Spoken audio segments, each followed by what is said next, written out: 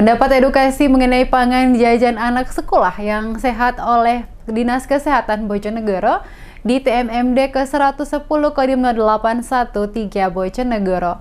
Dian, siswa SD Negeri Ngerancang 1 mengaku dapat mengetahui mengkonsumsi makanan yang sehat dan bahaya jajan sembarangan.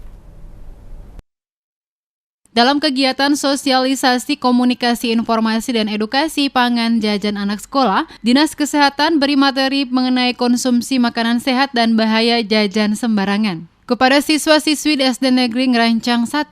Dalam kegiatan tersebut, Dinas Kesehatan berikan edukasi mengenai bahan tambahan pangan, penyakit akibat bahan tambahan pangan. Dian Fidrotus Soliha Zahro, siswa SD Negeri Ngerancang 1 mengaku senang dengan sosialisasi tersebut. Ia mendapat wawasan mengenai bahaya jajan sembarangan serta makanan sehat dan bergizi.